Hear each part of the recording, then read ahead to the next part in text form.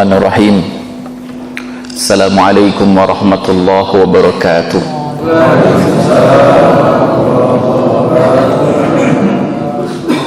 Innal hamdalillah nahmaduhu wa nasta'inu wa nastaghfiruh.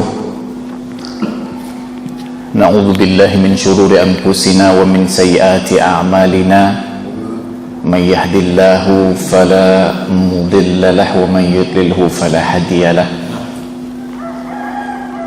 ونشهد أن لا إله إلا الله ونشهد أن محمدا عبده ورسوله اللهم صل وسلم وبارك على سيدنا محمد وعلى آله وأصحابه وذريته ومن تبعهم بإحسان إلى يوم الدين.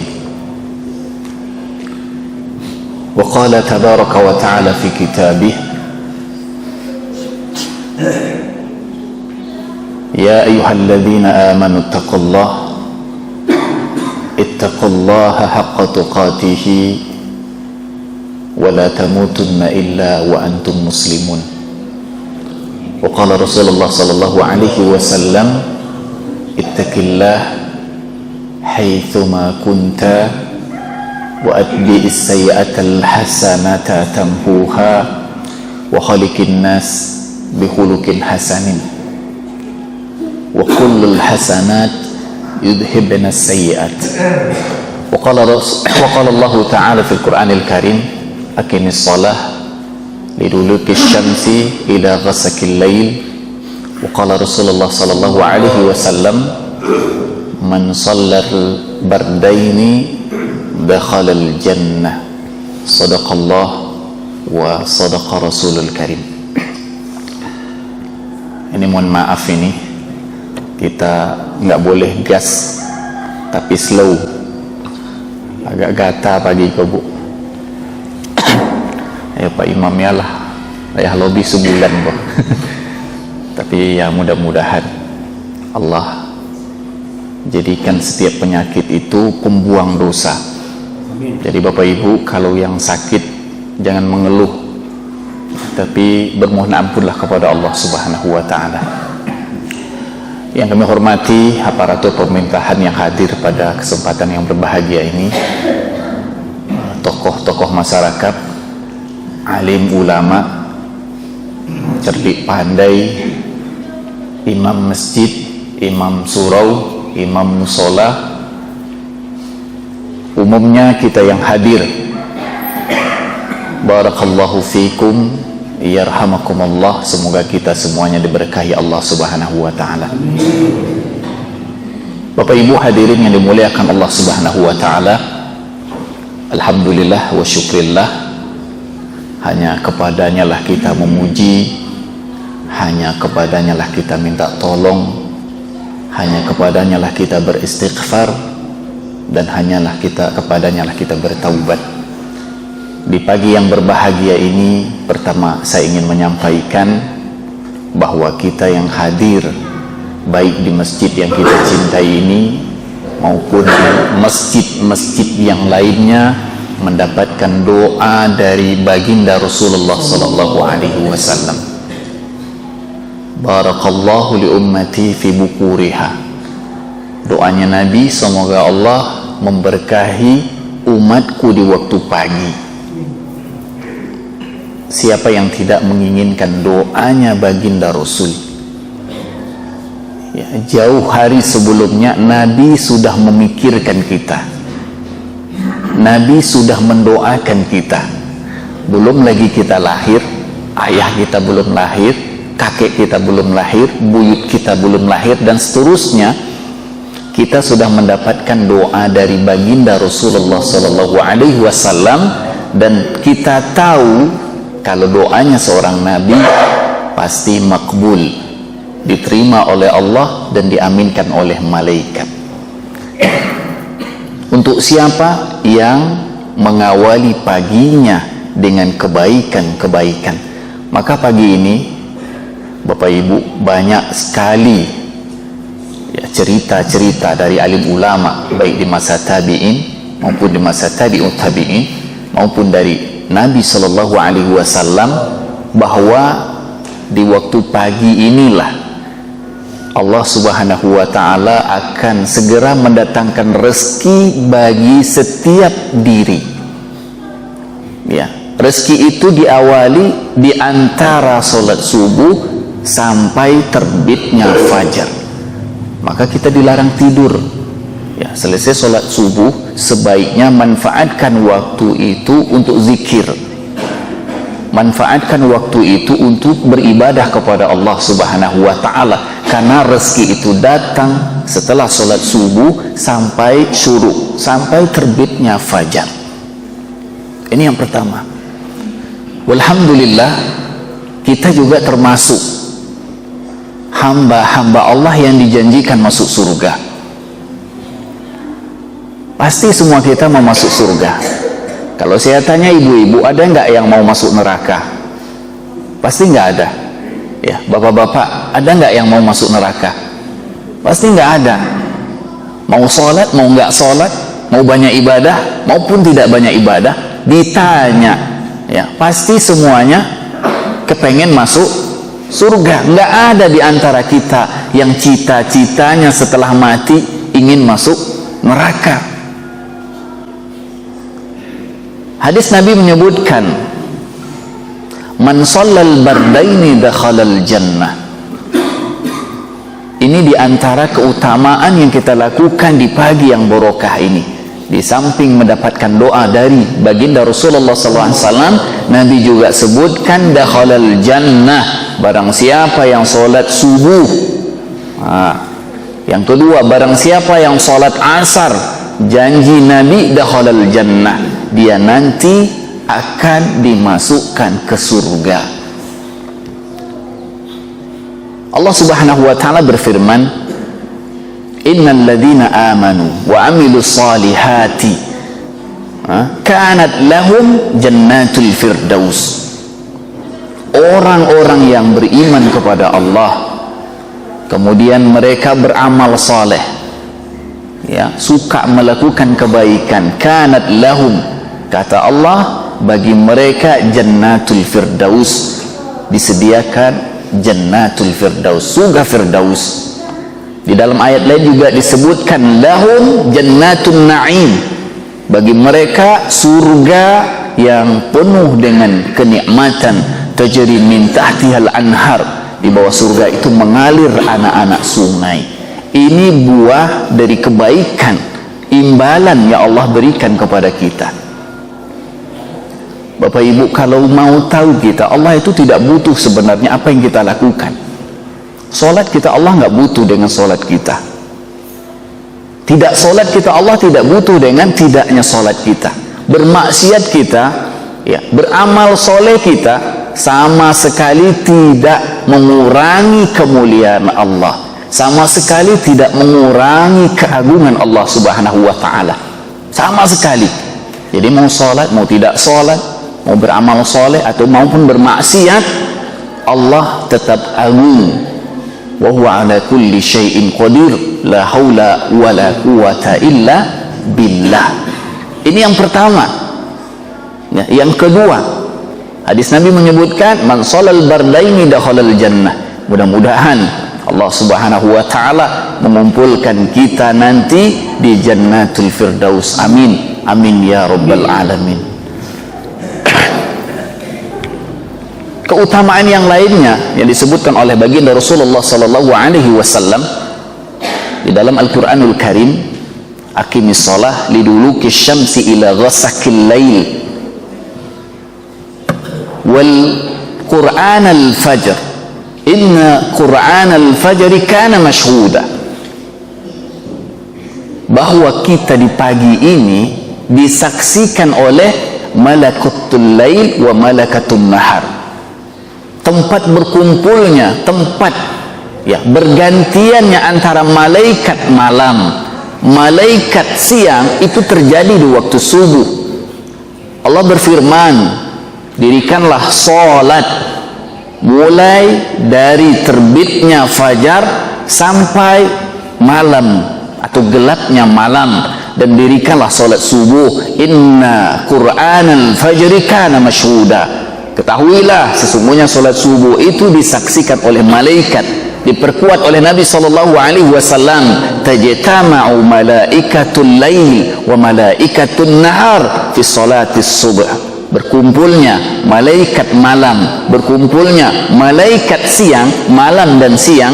Ada penjaganya, ada pengawasnya. Di waktu malam kita diawasi oleh malaikat malam, dan dia akan membuat laporan kepada Allah Subhanahu wa ta'ala. Dan malaikat siang juga bertugas menjaga umat manusia dan membuat laporan kepada Allah. Mereka berkumpul kapan terjadinya fi sholatis subhi, bahwa kita pagi ini disaksikan oleh malaikat malam, dan kita juga disaksikan oleh malaikat siang. Dan bermohon kita kepada Allah, malaikat malam memberikan laporan kepada Allah bahwa dia meninggalkan kita, dan kita di waktu itu sedang sujud kepada Allah Subhanahu wa ta'ala. Dan juga bermohon kita kepada Allah Subhanahu wa ta'ala, malaikat nahar, ketika dia meninggalkan kita dan dia membuat laporan kepada Allah, dan dia meninggalkan kita dalam keadaan sujud kepada Allah, dan kembali kepada kita dan menemukan kita juga dalam keadaan sujud kepada Allah Subhanahu wa ta'ala.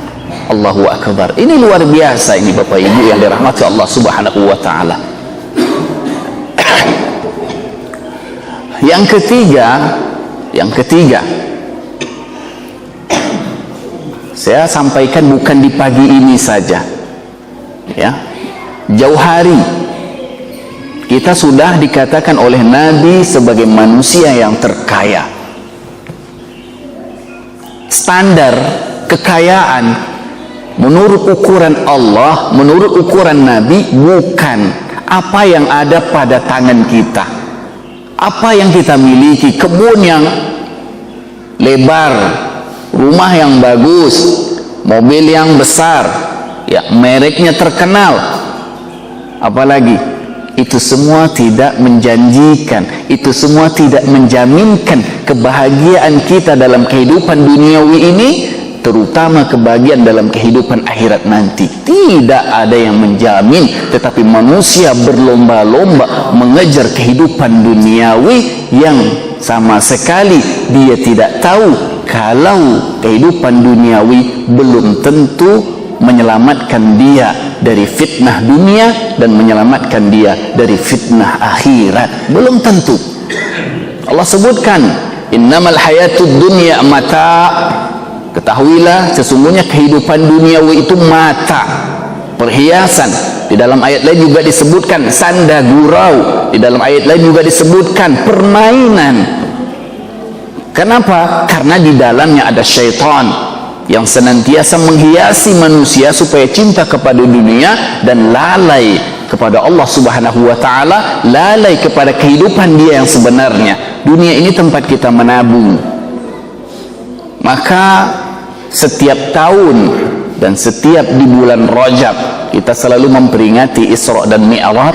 Hakikatnya kita sekali setahun mengasah kekuatan iman kita, karena kaitannya adalah dengan iman kepada sesuatu yang terjadi kepada Nabi SAW yang sifatnya ma'kul atau muhal, yang sifatnya tidak masuk akal bagi manusia, yang sifatnya mustahil bagi manusia, tetapi itu terjadi atas kekuasaan Allah kepada para nabi dan rasulnya. Isra dan Mi'raj mengajarkan kepada kita tolak ukur iman seseorang itu sudah sampai di level keberapa. Semua kita punya iman. Sahabat radhiyallahu anhum punya iman, sama seperti kita, umatnya Nabi Muhammad. Kita juga punya iman, tapi tingkatan keimanan kita itu berbeda dengan tingkatan keimanan para sahabat, berbeda dengan tingkatan keimanan alim ulama, orang-orang saleh yang dekat kepada Allah, yang muru'ah, yang senantiasa mengadu segala urusannya kepada Allah, yang senantiasa bergantung kepada Allah Subhanahu wa ta'ala. Banyak sekali contohnya, banyak sekali contohnya.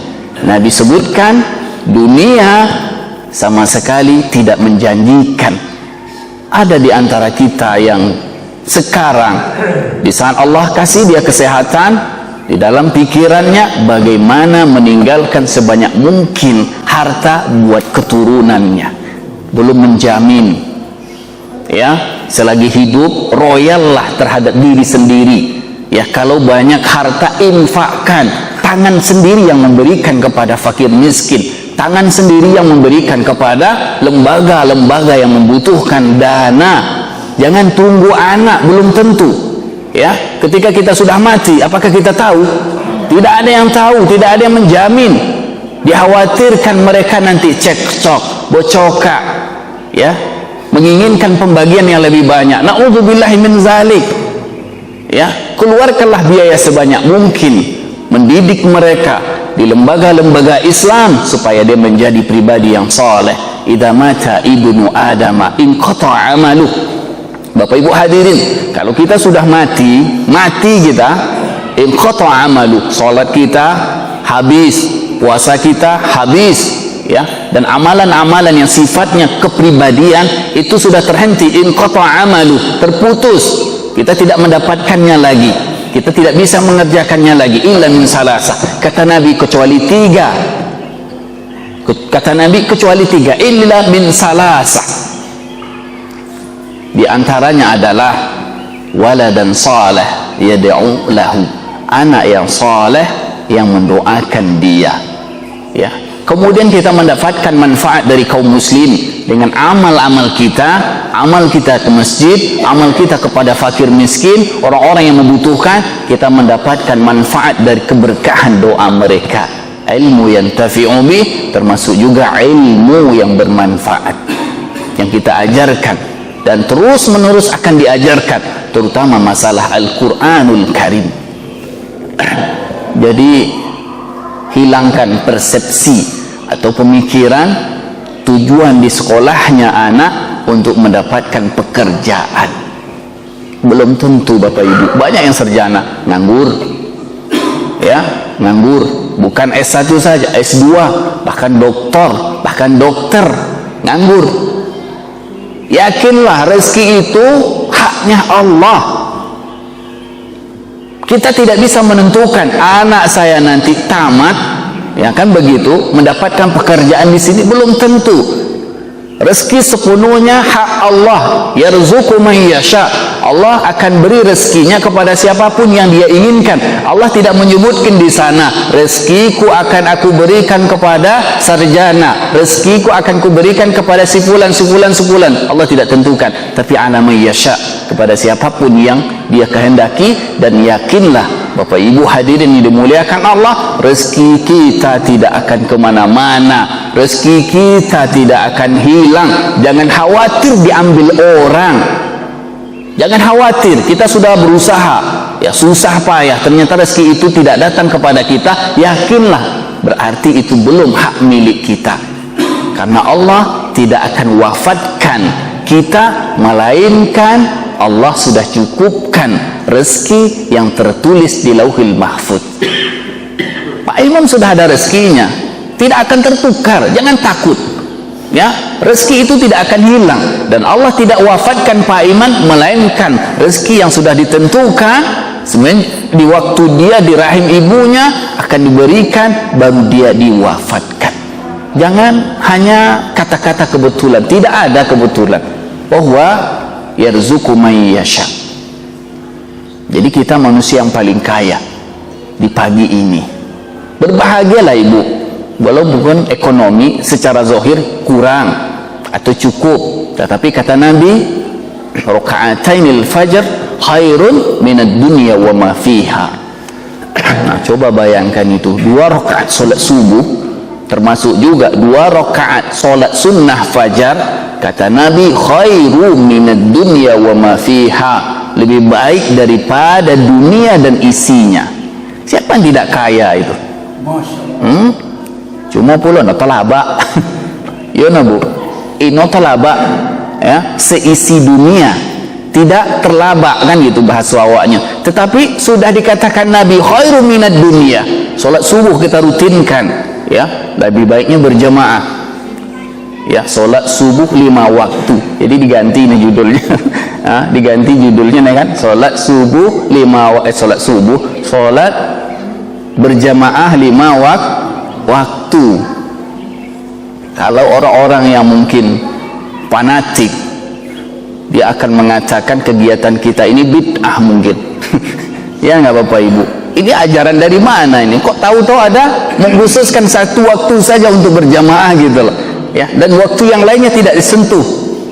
Kalau kita temukan, dan mungkin ada gitu loh, ya mungkin dari tetangga sebelah lah, kita tidak sebutkan kelompoknya. Ini dari mana ini? Nabi tidak pernah mengajarkan, sahabat tidak pernah mengajarkan. Dia bilang seperti itu. Yang diajarkan adalah 5 waktu. Nah, kan gitu, 5 waktu, bukan 1 waktu. Nah, di tempat kita ini salah satu cara belajar kita. Karena sholat subuh ini kata Nabi SAW, dan mudah-mudahan kita tidak termasuk di dalamnya, inna asqala salata alal munafikin. Lihat ini kata-katanya munafik.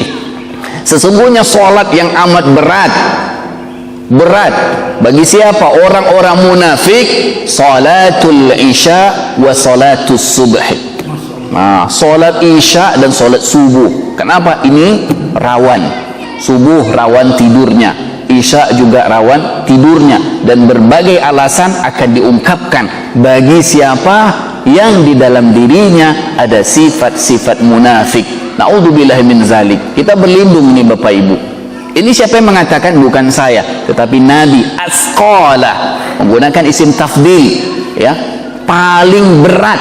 Nah, coba bayangkan, bukan hanya sekedar berat, paling berat bagi orang munafik sholat isya, sholat subuh. Kata Nabi, walau ya'lamuna ma fihima, sekiranya mereka tahu, ini orang-orang yang di dalam hatinya ada sifat kemunafikan atau dia bagian dari orang munafik, sekiranya dia tahu ada apa atau kelebihan atau keutamaan dalam solat isya, dalam solat subuh, kata Nabi, la atauhuma walau hubwan, dia akan datang kepada solat isya, dia akan datang kepada solat subuh meskipun merangkak.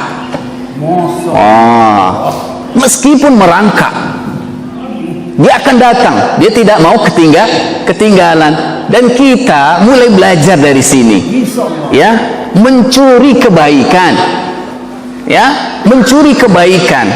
Karena orang-orang saleh, ya, sahabat radhiyallahu anhu yang di dalam dirinya dipenuhi dengan keimanan dan keyakinan sepenuhnya akan janji Allah, dia tidak akan meninggalkan, dia tidak akan melalaikan kalau di situ ada kesempatan kebaikan dan janji-janjinya banyak. Dia tidak akan ketinggalan. Panggilan jihad dari Nabi, kemudian Nabi menyebutkan keutamaan berjihad, dia menjadi barisan nomor 1. Nabi menyebutkan keutamaan solat subuh, ya, solat subuh di masjid, maka dia menjadi orang yang nomor 1 karena dia tidak mau ketinggalan dari kebaikan itu. Kenapa? Kata Nabi, ya, kata Nabi, wal hasanatu bi asyri amsalihha, karena satu kebaikan Allah akan lipat gandakan menjadi 10. Nah, coba bayangkan itu, ya, sama dengan proses awal disyariatkannya salat. Ya Bapak Ibu, kalau ibadah yang lain semuanya Allah syariatkan fil ardi, di bumi. Ya ayyuhalladzina amanu kutiba alaikumus siyam, di bumi, ya, wa atuz zakah, itu di bumi. Dan ibadah-ibadah yang lainnya Allah syariatkan di bumi, berbeda dengan ibadah salat, yaitu Allah angkat. Allah angkat ke langit sampai ke Sidratul Muntaha. Di sanalah Nabi mendapatkan wahyu untuknya, untuk umatnya, salat 5 waktu. Aslinya berapa Bapak Ibu? Aslinya berapa? 50 waktu. Ya, kegigihan Muhammad atau melalui syafaat Muhammad kita mendapatkan tahfidz, keringanan, dan itu juga berdasarkan usuran dari Nabi Musa alaihissalam, dari 50 waktu menjadi 5 waktu. Kata Allah, meskipun disyariatkan 5 waktu, Allah jadikan 50 waktu, Allah jadikan akhirnya 5 waktu, tetapi nilainya kita tetap mendapatkan 50 kebaikan. Kata Nabi, wal hasanatu bi asyra amsalihha, satu kebaikan Allah akan lipat gandakan menjadi 10. Apapun amalnya, apapun amalnya. Contoh, baca Al-Quran. Kata Nabi SAW, man qara'a harfan min kitabillah falahu bihi hasanah. Siapapun baca Al-Quran, ya, baca Al-Quran, maka untuknya satu kebaikan dari satu huruf, ya. Wal hasanatu bi asyri amsalihha. Kata Nabi, dari satu kebaikan itu aku jadikan 10.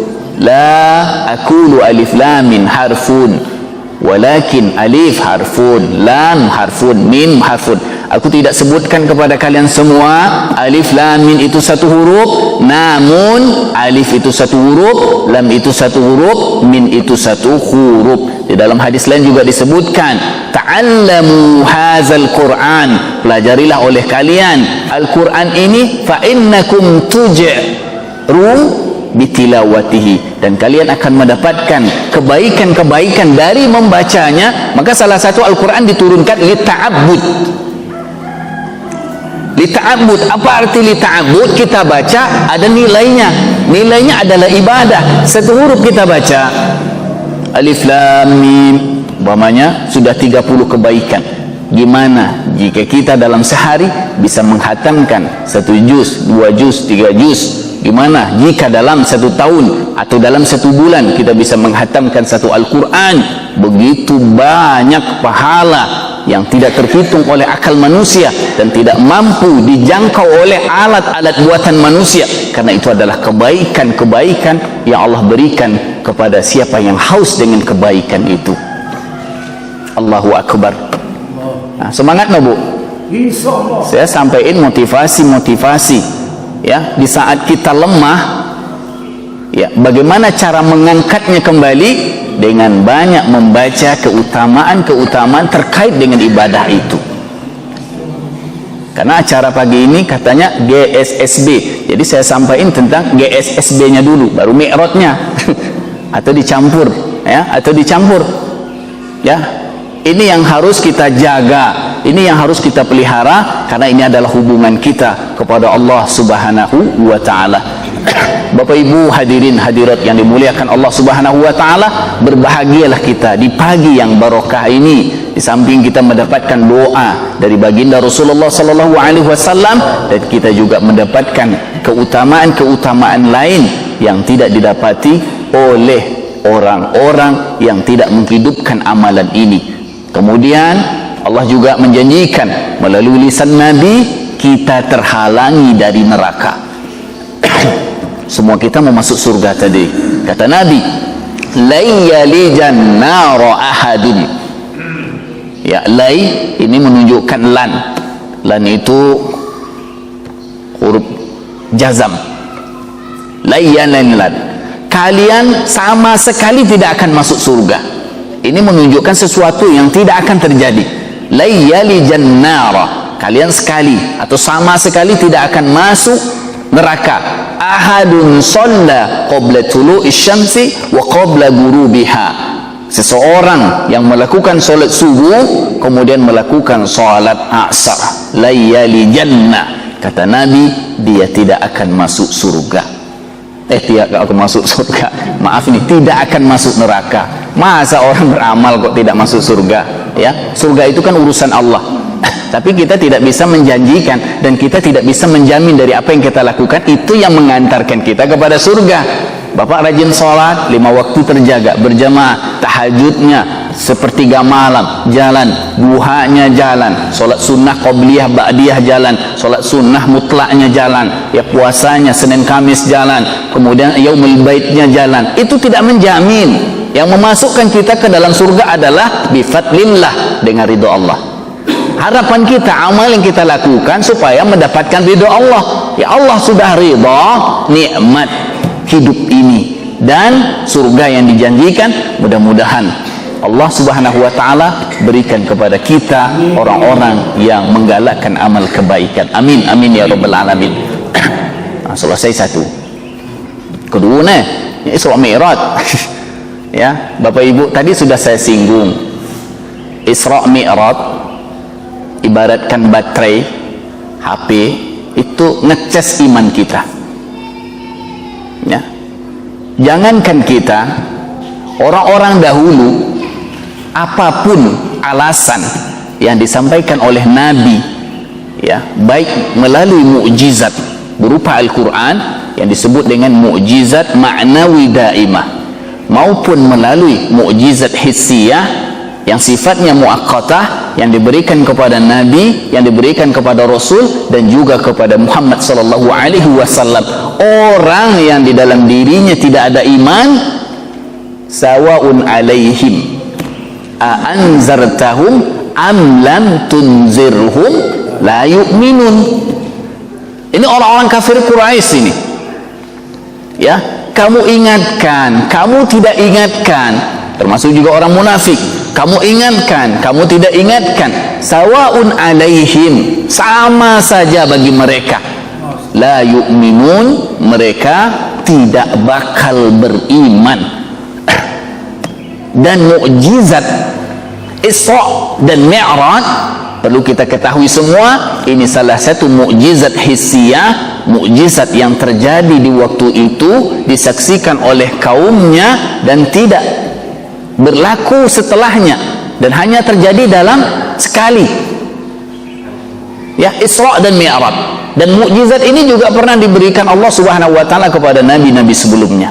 Contoh, sebelum Isra dan Mi'raj, Nabi Sulaiman alaihissalam taskhir, Allah beri kemampuan bisa menundukkan angin, bisa menundukkan angin, memindahkan kerajaan Ratu Bilqis, ya, ke tempat dia dengan bantuan jin, dan juga kecepatan melebihi kecepatan angin. Peristiwa ini dianggap ya biasa, tapi kata Imam Syafi'i rahimahumullah, mukjizat hissiyah yang diberikan Allah kepada Nabi sebelumnya, ya, melainkan mukjizat itu juga diberikan kepada Muhammad sallallahu alaihi wasallam, bahkan lebih besar, lebih banyak, dan lebih mentakjubkan. Ya, angin itu dianggap ya biasalah oleh manusia, tetapi peristiwa Isra dan Mi'raj yang mungkin perjalanannya tidak terhitung dan tidak masuk akal manusia, karena mujizat adalah amrun kharijun lil adah. Mujizat itu adalah perkara atau kejadian di luar akal pikiran manusia, dan itu hanya Allah berikan kepada para nabi dan rasulnya. Isra dan Mi'raj dari Masjidil Haram, ini ceritanya panjang. Kalau kita mau tahu, buka hadis Bukhari, Muslim, ya. Kalau mau buka Sirah An-Nabawiyah, Ibnu Hisham juga menceritakan panjang tentang peristiwa Isra dan Mi'raj. Saya hanya mengambil potongan dari kitab Risalah, apa namanya itu, atau disebut dengan Taujihat Al-Islamiyah, yang dikarang oleh Jamil Zainu. Ada potongan poin-poin penting terkait dengan peristiwa Isra dan Mi'raj, saya nukil di sana. Saya lihat beliau juga menukil dari Sirah Nabawiyah Ibnu Hisham, termasuk juga Bidayah wan Nihayah li Ibnu Katsir. Ini bermanfaat sekali bagi kita. Dari Makkah ke Madinah, di dalam Sahih Bukhari juga diceritakan. Kemudian beliau dimi'rajkan, dan banyak kejadian yang luar biasa terjadi. Linuriyahu min ayati, karena tujuan Allah memperlihatkan kepada Muhammad kejadian-kejadian bagian dari kekuasaan kami, dan sesuatu yang terjadi kepada Nabi sebelumnya. Karena sebelum Nabi diisrakan sebelum Nabi dimi'rajkan, ada tiga kejadian alimah yang sangat menyakitkan bagi diri Muhammad dan menjatuhkan bagi diri Muhammad. Bisa dikatakan, ya, kalau terjadi pada diri kita, kita akan bunuh diri. Kalau terjadi pada diri kita, bisa jadi kita akan meninggalkan Islam ini. Tapi ini terjadi pada diri Nabi. Qawiyun, Nabi itu kuat. Sabirun, Nabi itu sabar. Maka Allah melihat nabinya dalam keadaan sedih, seakan-akan mau putus asa. Dengan tiga kejadian ini, barulah Nabi diisrakan, barulah Nabi di'aradkan. Sebagian diceritakan di dalam tafsir, linuriyahu min ayatihi, ketika beliau diisrakan kemudian dimi'radkan, disitulah Allah menampakkan min ayatihi, sebagian dari kekuasaan Allah kepada Muhammad supaya dia semangat lagi. Kemudian dia ditemukan dengan para nabi dan rasul mulai dari langit pertama sampai langit ke-7 supaya dia tahu gimana cerita dakwah mereka sebelumnya. Baru Nabi semangat, ternyata saya ini belum apa-apa dibandingkan dengan mereka. Maka semangatlah Nabi, kemudian dia tidak pernah mengeluh untuk menyampaikan kebaikan-kebaikan Allah Subhanahu wa taala kepada umat manusia. Apakah mereka iman? Tidak. Kita baca di dalam Sahih Bukhari tentang cerita Abu Jahal yang sama sekali tidak mau mendengar berita apa yang terjadi pada diri Nabi.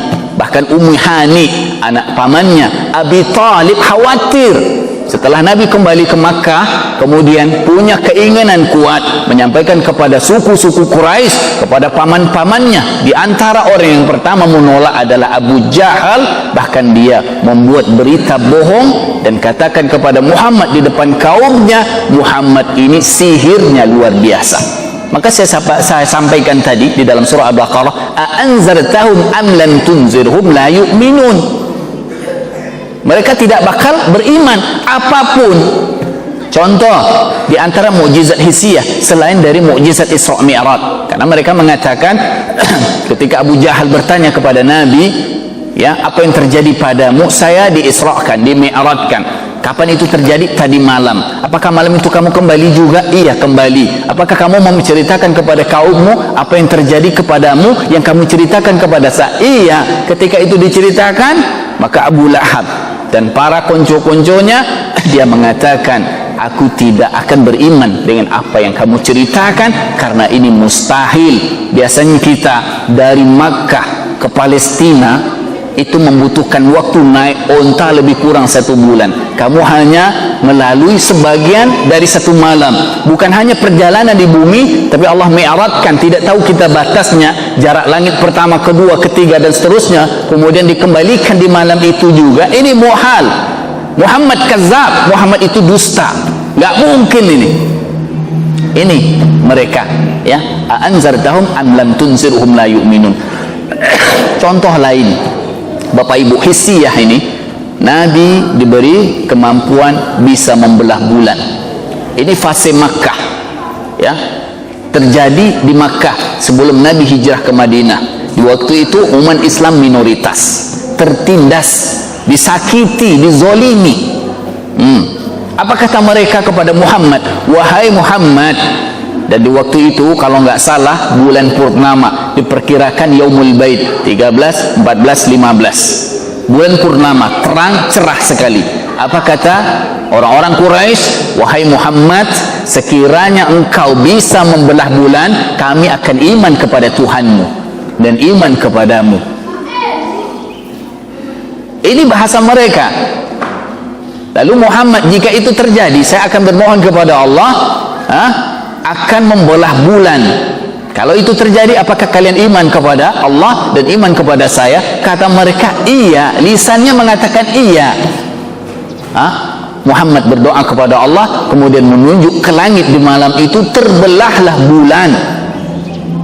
Bukan terjadi di Mekah saja, tapi di mana-mana mereka bersaksi di malam itu ada kejadian aneh bahwa bulan terbelah menjadi 2. Sebagian riwayat menyebutkan sebelah bulan diletakkan di Jabal Qubis. Jabal Qubis tidak jauh dari Babus Salam. Babus Salam, ini Babus Salam ya. Nurus Salam. Babus Salam di Makkah maksudnya, ya, pintu masuk ke Masjidil Haram. Kemudian sebagiannya lagi diletakkan di Jabal sebelahnya. Dan itu terjadi. Apa kata Muhammad? Apakah kalian beriman kepada Allah dan kepada Rasul? Dia mengatakan, Muhammad ini sihirnya luar biasa. Selalu itu yang keluar. Setiap dia minta bukti keimanan, minta bukti pembenaran dakwahnya Nabi, mereka tidak pernah mengiyakan. Ini juga terjadi pada Nabi sebelumnya. Contohnya Nabi Saleh alaihissalam. Di masa siapa ini? Raja Namrud.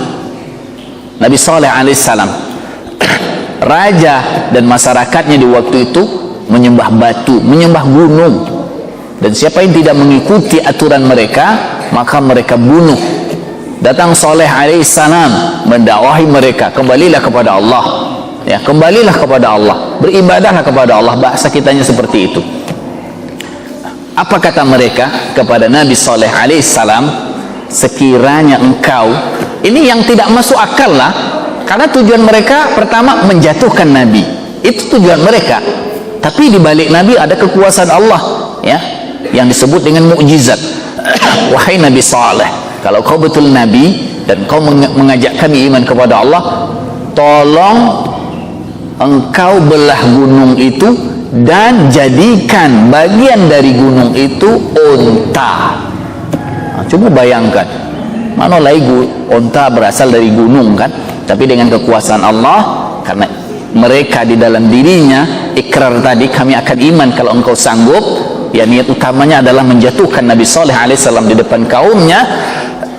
Dia meminta kepada Allah, terbelahlah bukit itu, terbelahlah gunung itu, lalu keluarlah dari gunung itu onta betina, ya, onta betina, kemudian mengeluarkan air susu dan cukup untuk makan minum kaum di waktu itu. Tetapi mereka dusta, bahkan juga mereka membunuh onta tersebut. Dalam cerita disebutkan ontanya Nabi Saleh adalah salah satu makhluk yang nanti akan masuk surga. Allahu Akbar. Baik, kembali kepada 3 kejadian, tak kemana-mana lah kan. 1, wafatnya paman Abi Thalib. Ini kejadian sebelum Isra dan Mi'raj, wafatnya. Ini di dalam Taujih al-Islamiyah, juga di dalam kitab Sirah An-Nabawiyah, Rahikul Mahtum, Syafiur Rahman Al-Mubarakfuri. Ini termasuk sejarah Nabi yang singkat, yang mendunia. Kenapa mendunia? Ini dilombakan. Ya, Syafiur Rahman sebagai penulisnya menjadi juara 1 di waktu itu.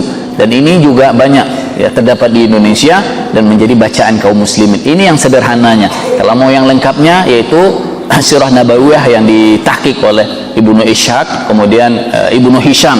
Ini juga bagus untuk dibaca bagi kita sebagai pemula. Tapi bagusnya sebagai pemula bacalah, karena tidak terlalu panjang, yaitu Rahikul Mahtum, Sirah Nabawiyah yang ditulis oleh Syafiur Rahman Al-Mubarakfuri. Itu sudah banyak terjemahannya.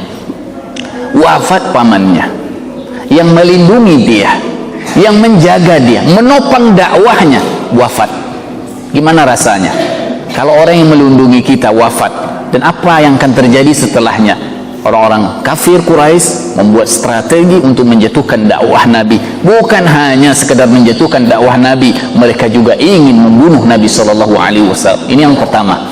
Yang kedua, diusir dari Taif. Taif sebuah kota dekat dengan Mekah. Kalau naik mobil, alhamdulillah 2 kali saya ke sana, itu naik mobil itu lebih kurang 2 jam perjalanan. Kemudian kami ditunjukkan ini Taif, kalau nggak salah tidak terlalu jauh dari mazra'ahnya Nabi, tempat Nabi bercocok tanam, tidak jauh dari masjidnya Bilal. Dia menyebutkan waktu itu, ya, orang-orang yang Arab itu mengasih tahu, inilah tempat di mana Nabi pernah diusir. Dia ke Taif karena pamannya sudah meninggal. Perlakuan di Makkah yang luar biasa kasarnya, Nabi hijrah ke Taif maksudnya mendapatkan perlindungan dari kaum muslimin di sana. Tetapi apa yang terjadi? Singkat cerita, dia tidak mendapatkan perlindungan sama sekali, bahkan dia diusir. Bukan cukup diusir, orang-orang Taif musyrik mengumpulkan sufaha, orang-orang bodoh di antara mereka, di jalan yang dilewati Muhammad, dan setiap mereka memegang batu, dan ketika Muhammad jalan, mereka lempari Muhammad dengan batu. Itu perjuangannya. Kita sekarang tinggal menikmatinya, tidak berjuang seperti itu. Berdakwah bebas. Saya di masjid ini sekali seminggu lah, bebas saya, nggak ada yang mengusir saya, ya, tidak ada yang mengusir saya, bebas sekarang. Indonesia ini aman ini, ya, aman, ya, amin. Diusir. Jadi singkat cerita, Nabi ini kelelahan, capeklah basuh awaknya, berhenti di salah satu masro'ah, kebun milik Quraisy Taif. Lalu dia, ya, istirahatlah, kemudian dia lapar, kemudian dia kehausan, sambil mengusap atau membersihkan darah-darah yang ada pada luka. Datanglah malaikat Jabal, disebut dengan bimalakil jibal. Datang malaikat gunung kemudian menawarkan kepada Muhammad, wahai Muhammad, perintahkan saya, bahasa kitanya, perintahkan kepada saya untuk membalik dua bukit ini, kemudian saya timpakan kepada penduduk Taif. Saking mangkelnya malaikat. Muhammad berang enggak? Muhammad mangkel enggak? Malaikat yang geram ya melihat kelakuan penduduk Taif. Perintahkan kepada saya, wahai Muhammad, saya akan balik dua bukit ini, akan saya timpakan ke penduduk Taif dan semua mereka musnah. Apa kata Muhammad? Ya, dengan senyumnya. Ya, itulah Nabi ya yang sudah dipersiapkan Allah sekian rupa, sekian indah, sekian cantik, ya kan gitu. Arju ayyahrujallahu min aslabihim man ya'budullahu wahdah wa la yusyriku bihi. Saya, wahai Jibril, bukan Jibril waktu itu, saya, wahai malaikat gunung, bermohon kepada Allah supaya Allah lahirkan dari keturunan-keturunan mereka yang beriman kepada Allah semata dan tidak bersekutu kepada Allah. Mungkin di waktu itu ayah-ayahnya dia tidak iman kepada Allah dan tidak iman kepada saya berharap kemudian pada keturunan mereka beriman kepada Allah Subhanahu wa ta'ala. Jadi Nabi mikirnya bukan di saat itu. Kalau nabinya emosi, udah habis itu penduduk Taif, ditawarin. Kalau bapak ibu ditawarin, ada orang yang mengusik, mengganggu keluarga kita, ada tentara, ada polisi nawarin, gimana? Saya tembak saja. Tembaklah pak. Nah gitu. Nabi tidak. Nabi lihat, ya mungkin ayahnya tidak iman, ibunya tidak iman, keluarganya tidak iman, ya turun menurutnya mungkin kesekian, tetapi setelah itu mereka beriman. Dan sekarang Taif terkenal ulama-ulamanya. Salah satu imam Masjidil Haram itu berasal dari Taif. Bahkan di Taif ada rumah-rumah imam. Di Taif juga banyak tempat wisata. Sudah berbunyi. Baik, yang terakhir adalah biwafati Khadijah, wafatnya Khadijah. Siapa ini Khadijah? Istri tercinta, ya. Hidup bersama Khadijah berapa tahun ibu? Nabi hidup sama Khadijah ini berapa tahun? 20 tahun kalau nggak salah ya. 20 tahun sama Nabi monogami. Dia belum berpoligami. Inilah menjadi alasan ibu-ibu zaman sekarang takut dipoligami suaminya, ya. Nabi kan sama Sayyidah Khadijah dia nggak poligami, monogami dia 20 tahun hidup bahagia. Nah, setelah Sayyidah Khadijah meninggal baru Nabi poligami, kan gitu. Baru poligami. Berapa istrinya? Ini meninggal Khadijah, tulang punggungnya Nabi dalam materi dakwah.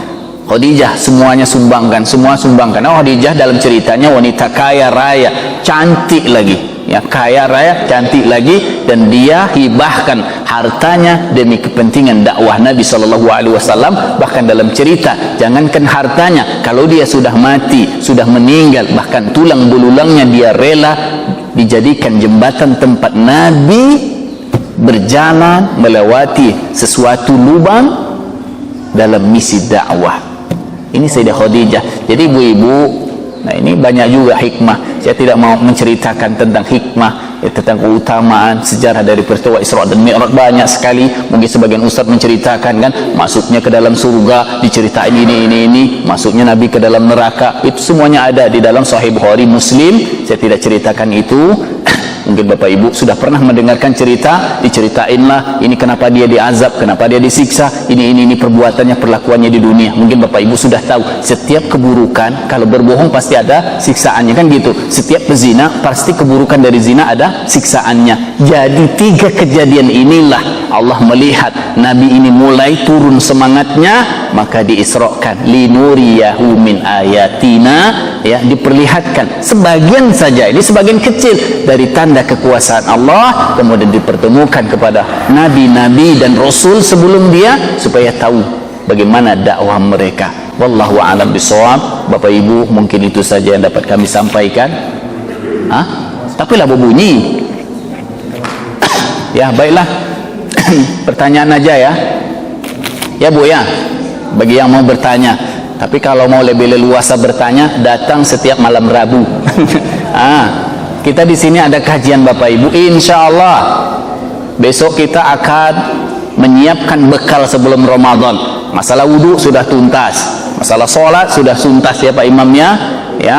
dan segala hal yang berkaitan dengan solat insyaallah besok akan kita selesaikan terkait dengan solat witir dan solat tarawih, kemudian tutup dengan syahrul Ramadan, yaitu puasa di bulan Ramadan. Mari datang ke sini, karena apapun yang kita lakukan kita harus mengerti. Kata Nabi, sallu kama ra'aitumuni usall.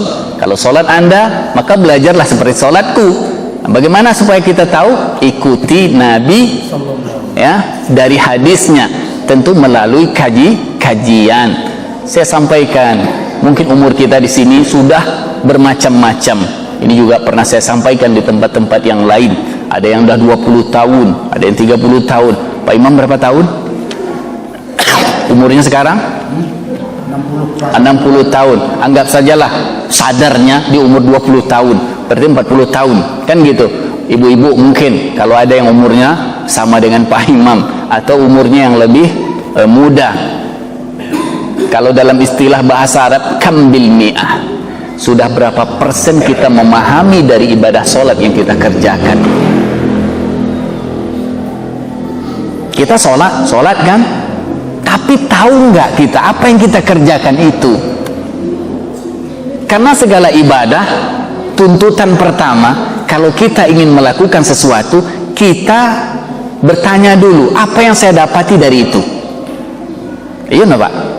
Kalau saya bertakwa, apa yang saya dapati dari takwa itu? Ini yang pertama, ini lumrah, ini fitrah bagi manusia. Kalau pedagang, ya pedagang siapapun, kalau dia berdagang, pasti dia menghitung ya laba atau keuntungan terlebih dahulu. Kalau saya berdagang, apa yang saya dapati? Berapa keuntungan? Begitu juga kita dalam beribadah. Kalau kita bertakwa, apa yang saya dapati dari takwa? Kalau saya sholat, apa yang saya dapati dari ibadah sholat yang saya lakukan? Sebelum itu kita raih, kita kerjakan, pertama kita harus mengerti dulu definisi dari ibadah yang kita lakukan. Sholat, apa itu sholat? Kan gitu. Kemudian mengikuti aturan yang sudah ditentukan, ada rukunnya, ada syaratnya, ya.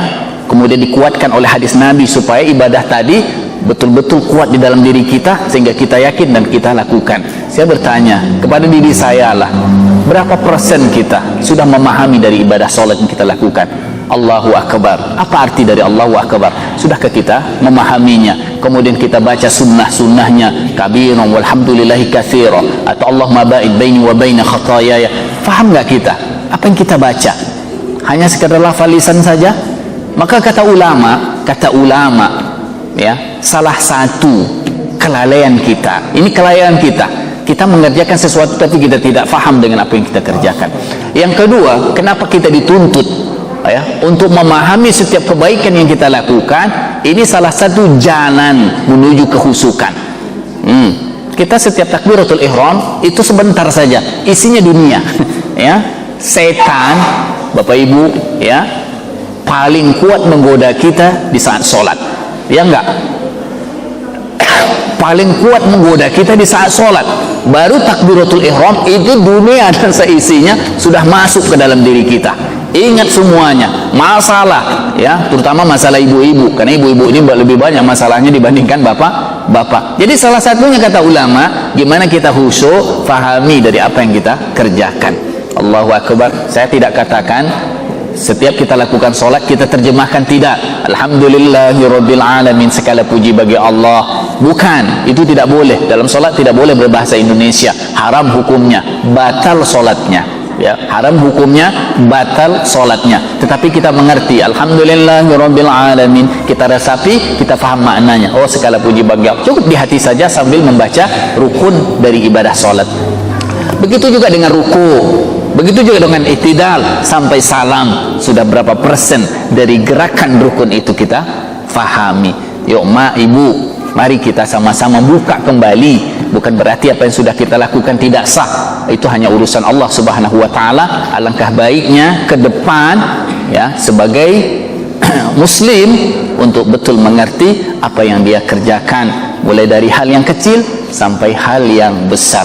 Maka ulama-ulama dulu itu luar biasa kesolehannya, luar biasa kehusukannya. Mungkin mereka orang Arab, ada juga non Arab ya, tapi kalau sudah sholat, kalau sahabat radhiyallahu anhu banyak dalam cerita disebutkan ketika luka dipanah, di mana mereka mencabutnya bukan melalui operasi tapi di dalam sholat. Dia sholat kemudian dicabut, sama sekali dia tidak merasa sakit, ya sama sekali tidak merasa sakit, ya di dalam sholat ditusuk dengan pedang, dipanah dengan panah, mereka sama sekali tidak merasa sakit. Taunya mereka ketika salat. Itu imannya para sahabat, berbeda dengan imannya kita. Digigit nyamuk gelisahnya minta ampun.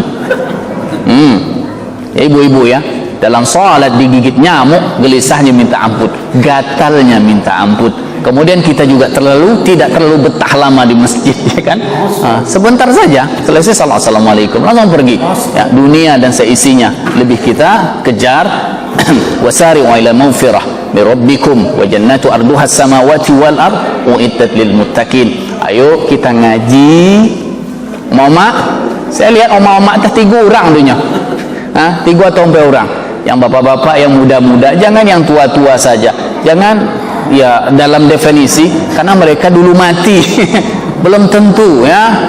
Ngaji ini pertama kita mendapatkan keberkahannya, yang kedua kita mendapatkan doa malaikat, karena ada malaikat safar, malaikat yang suka kemana-mana, dia mampir di setiap majelis, termasuk di pagi ini. Saya tidak lihat ya, Bapak Ibu juga tidak lihat, tapi hadis menceritakan dia mampir duduk bersama kita dan mendoakan kita yang hadir keberkahan dunia dan akhirat, dan keberkahan ilmu yang kita kaji, dan mudah-mudahan bermanfaat buat kita dalam kehidupan duniawi ini, dan mudah-mudahan juga membuahkan hasil dalam kehidupan kita di akhirat nanti. Wallahu a'lam bishawab.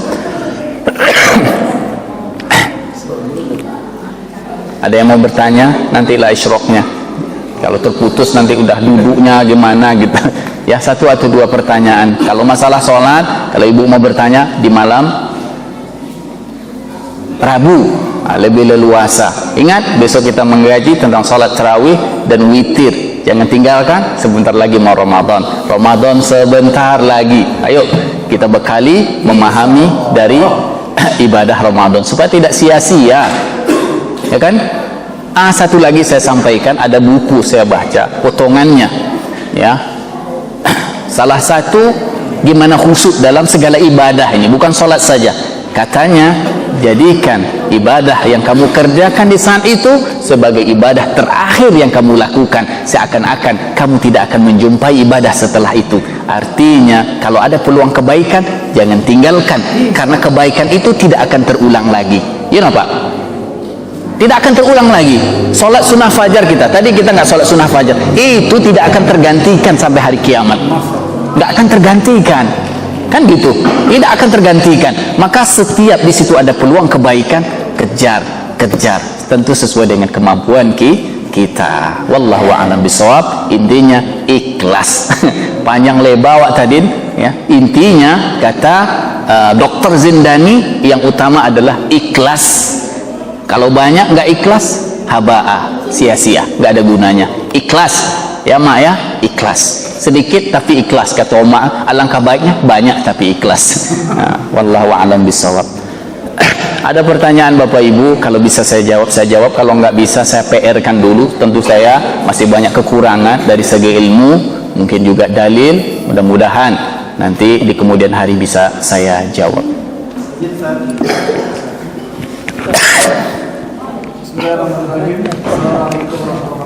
Waalaikumsalam warahmatullahi wabarakatuh.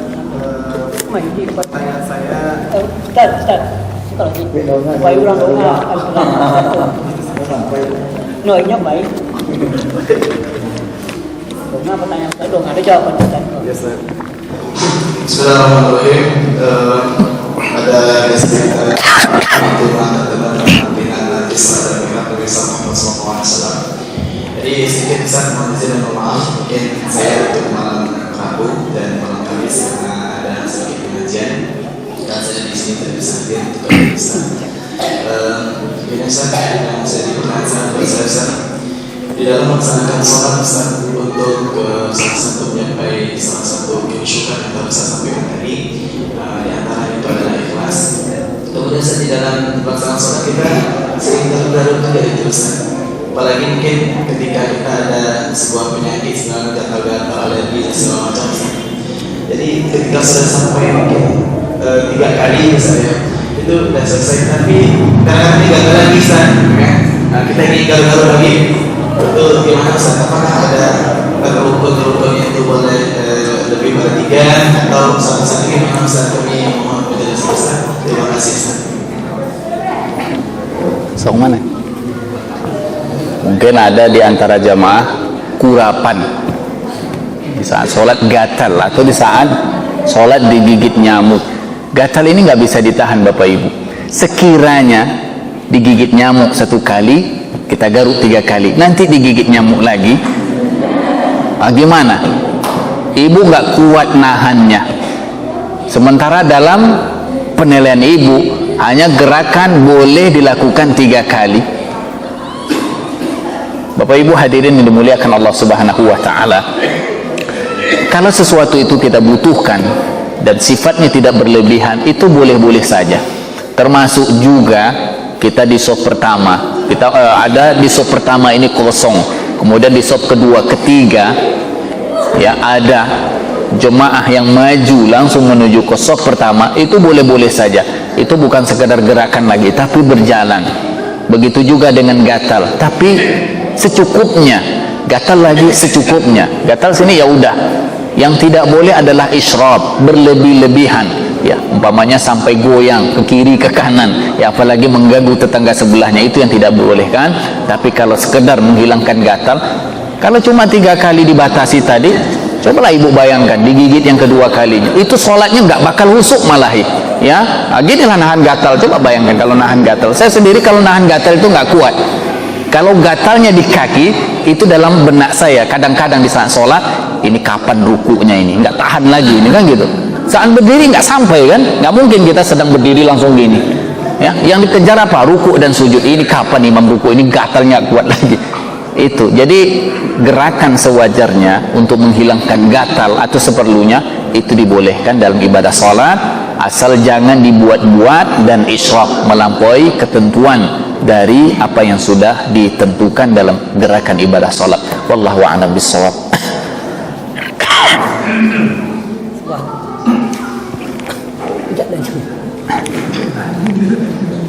Assalamualaikum warahmatullahi wabarakatuh. Ini juga masalah sholat Jumat.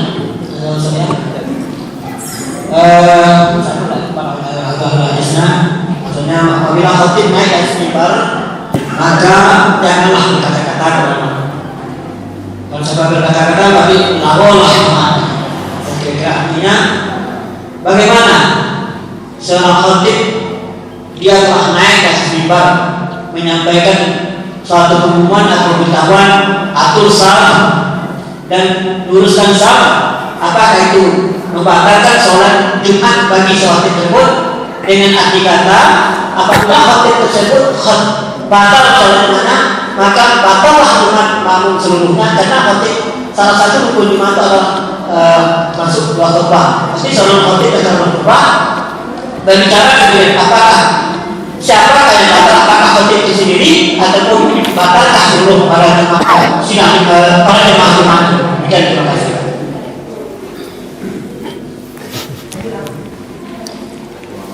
Alhamdulillah, semua alhamdulillah. Bapak Ibu, ini terkait khusus untuk bapak-bapak ya, Jumat. Sebenarnya awal Jumat itu dimulai ketika imam salam, Assalamualaikum warahmatullah. Itu menunjukkan masuknya Jumat. Ya. Azan pertama Bapak Ibu di zaman Utsman bin Affan. Ada 2 azan kan? Di zaman Utsman bin Affan. Utsman ini siapa? Menantunya Nabi. Kan gitu, menantunya Nabi. Kenapa itu dilaksanakan 2 azan? Terbatasnya mikrofon tidak ada dan waktunya itu berbeda. Azan pertama itu belum tibanya waktu, tapi dalam bentuk memberi informasi kepada masyarakat di waktu itu di Madinah bahwa Jumat sebentar lagi akan masuk. Dan sampai sekarang ada azan itu di Makkah dan di Madinah ya, seperti yang kita lakukan di tempat kita, bahkan 1 jam jaraknya. Kemudian azan kedua setelah imam salam Assalamualaikum, itu baru terhitung masuknya waktu sholat Jumat. Nah, ini pengumumannya kapan kan gitu ya, pengumumannya kapan kan gitu. Bahkan dalam hadis juga disebutkan Nabi saat khutbah ya, istilahnya berkowar-kowar, tahu-tahu ada seorang sahabat masuk dan bertanya kepada Nabi, itu di saat khutbah itu Apakah Nabi mengatakan batal? Tidak. Bahkan Nabi dengan santainya menjawab pertanyaan dari si fulan. Kalau nggak salah, di saat Nabi berkhutbah, ada seorang bertanya kepada Nabi, wahai Nabi, rumah-rumah kami kering, tanah-tanah kami kering, ladang sawah kami kering, binatang-binatang peliharaan kami pada mati. Kenapa? Kemarau. Kota Makkah, kota Madinah sudah sekian bulan kemarau, air tidak ada. Dan dia meminta kepada Nabi, tolong doakan, wahai Nabi, doain Nabi. Maka ketika Nabi berdoa, itu kondisi kota Madinah menjadi gelap, ya, diselimuti oleh awan, dan turunlah hujan.